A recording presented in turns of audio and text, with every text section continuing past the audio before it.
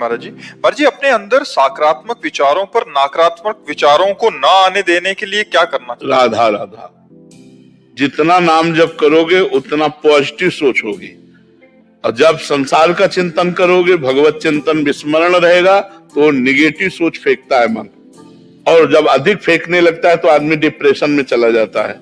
हम नकारात्मक सोच को अपने ऊपर हावी ना होने दें, इसके लिए भगवान का नाम जप करें, भगवान की कथा सुने, भगवान के भक्तों के चरित्र सुने, तो आप देखोगे। देखो, अगर हम आज आपके सामने बैठ करके बात कर रहे हैं तो केवल पॉजिटिव सोच के कारण। मैं खुश हूं, किस लिए? क्योंकि भगवान से जुड़ा हूं, इसलिए भगवान का नाम जप करते हैं, भगवान के आश्रित हैं, तो हमारी सोच पॉजिटिव है।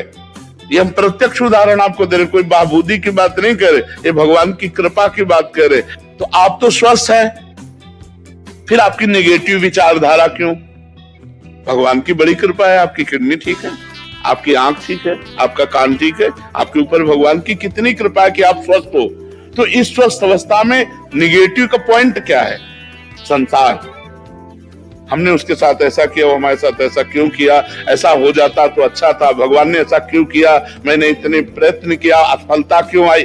इन सब बातों से बचने के लिए हमारे अंदर प्रवीण बुद्धि चाहिए, और प्रवीण बुद्धि होती है जो भगवान का चिंतन करता है। इसलिए हमें भगवान का चिंतन अनिवार्य है। तो ये निगेटिव विचार इतना हावी हो सकते हैं कि आपकी जान ले सकते हैं, आपको बिल्कुल बेकार कर सकते हैं। तो इन निगेटिव विचारों के ऊपर आप हावी हो जाइए, तब होंगे जब आप नाम जप करेंगे। बड़ी बड़ी विपत्तियां भक्तों के जीवन में आई, लेकिन वो भगवान के नाम के बल से, भगवान के भजन के बल से उन विपत्तियों को पार कर गए।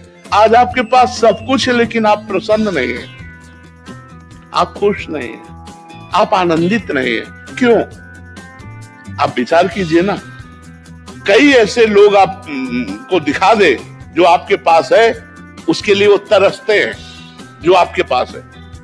अब जिनके पैर नहीं है, आप सोचो उनका जीवन क्या है।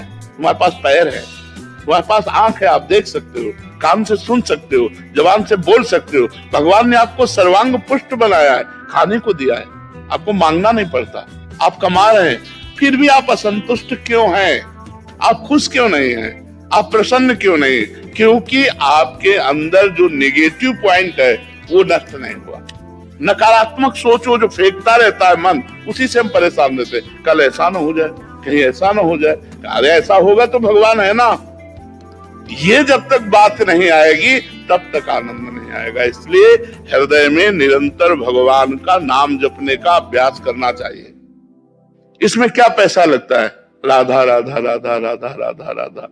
हम कह रहे हैं कि इतना हमारे अंदर शरीर में रोग है, इतना परेशान स्थिति है, फिर भी हमारे अंदर एक जोश आप देख रहे होंगे, आप एक प्रसन्नता देख रहे होंगे। ये हम आपको प्रमाण देते हैं भगवान के नाम की।